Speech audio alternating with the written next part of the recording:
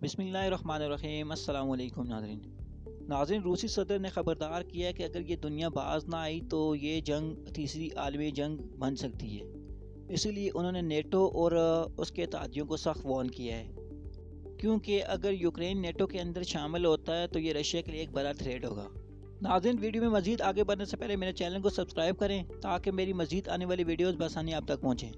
ناظرین، خبر کے مطابق روسی صدر ولادیمیر پوٹن نے پیر کے روز مغرب کو خبردار کیا کہ روس اور امریکہ کی قیادت میں نیٹو فوجی اتحاد کے درمیان براہ راست تصادم کا مطلب یہ ہوگا کہ عرض پر تیسری جنگ عظیم کو چھیڑنا، لیکن ساتھ یہ بھی کہا کہ شاید ہی کوئی ایسا منظرنامہ چاہتا ہو۔ یوکرین کی جنگ نے 1962 میں کیوبا کے میزائل بحران کے بعد سے مغرب کے ساتھ ماسکو کے تعلقات میں سب سے گہرے بحران کو جنم دیا ہے۔ ولادیمیر پوٹن اکثر ایٹمی جنگ کے خطرات سے خبردار کر چکے ہیں، لیکن ان کا کہنا یہ ہے کہ انہوں نے کبھی یوکرین میں جوہری ہتھیاروں کے استعمال کی ضرورت محسوس نہیں کی۔ ناظرین، فرانس کے صدر ایمینوئل میکرون نے گزشتہ ماہ کہا تھا کہ وہ مستقبل میں یوکرینی زمین پر فوج کی تعیناتی کو مسترد نہیں کر سکتے۔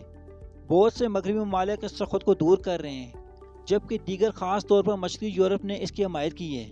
روئٹرز نیوز کے مطابق میکرون کے ریمارکس اور روس اور نیٹو کے درمیان تصادم کے خطرات اور امکان کے بارے میں پوچھے جانے پر ولادیمیر پوٹن نے کہا ہے، جدید دنیا میں سب کچھ ممکن ہے۔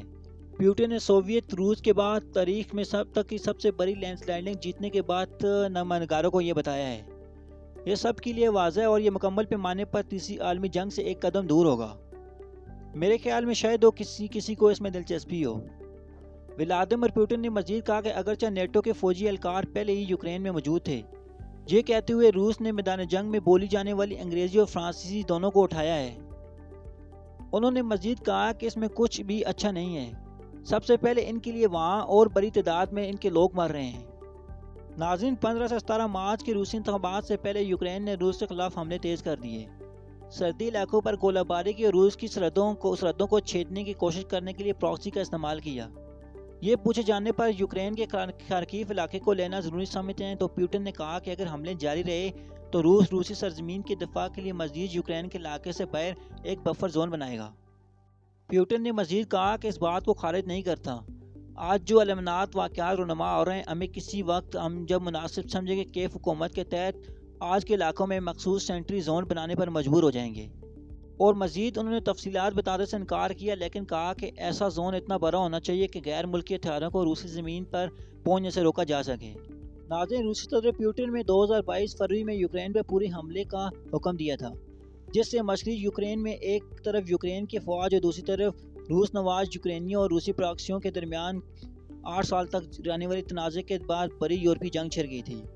ولادیمیر پوٹن نے کہا کہ ان کی خواہش ہے کہ ایمینوئل میکرون یوکرین کو جنگ کو بڑھانے کی کوشش کرنا چھوڑ دیں، لیکن امن کی راہ میں راستہ تلاش کریں۔ ایسا لگتا ہے کہ فرانس ایک کردار ادا کر سکتا ہے، ابھی سب کچھ ختم نہیں ہوا۔ پوٹن نے مزید بتایا کہ یہ بار بار کہہ رہا ہوں کہ میں ان سے دوبارہ نہیں کہوں گا۔ ہم مذاکرات کے لیے ہیں، لیکن صرف اس لیے نہیں کہ دشمن کی گولیاں ختم ہو رہی ہیں۔ اگر وہ واقعی سنجیدگی سے طویل مدتی دونوں ریاستوں کے درمیان پرامن اور اچھے پڑوسی تعلقات قائم کرنا چاہتے ہیں اور صرف 1 سے 2 سال کے لیے دوبارہ ہتھیار بنانے کے لیے وقفہ نہیں لینا چاہتے۔ ناظرین، امریکی جمہوریت پوٹن نے انتخابات پر امریکی اور مغربی تنقید کو مسترد کر دیا ہے، جس کے بارے میں وائٹ ہاؤس کا کہنا تھا کہ یہ آزادانہ و منصفانہ نہیں ہے، اور کہا کہ امریکی انتخابات جمہوری نہیں تھے، ڈونلڈ ٹرمپ کے خلاف ریاستی طاقت کے استعمال پر تنقید کر رہے تھے۔ پوٹن نے امریکہ کے بارے میں کہا کہ وہاں جو کچھ بھی ہو رہا ہے اس پر پوری دنیا ہنس رہی ہے اور یہ صرف ایک طبعی ہے۔ اور روسی صدر نے ایک بڑا سوال اٹھایا اور یہ کہا ہے کہ یہ زمین پر کیا ہو رہا ہے۔ ناظرین، روسی صدر نے سخت تنقید کا نشانہ بنایا امریکہ اور یورپ کو، اور انہوں نے اپنا صاف پیغام دیا کہ اگر نیٹو ہماری جنگ کے اندر انٹرفیئرنس کرتا ہے امریکہ اور رشیا کے درمیان کسی بھی معاملات یا یوکرین کے اندر، تو یہ ایک بڑی تیسری عالمی جنگ ثابت ہو سکتی ہے۔ اور انہوں نے یہ بھی کہا ہے کہ وہ کسی بھی وقت ایٹمی ہتھیاروں یا نیوکلیر ہتھیاروں کا استعمال کر سکتے ہیں۔ ناظرین، اس طرح کی مزید انفارمیٹیو ویڈیو کے لیے میرے چینل کے ساتھ جڑے رہے گا۔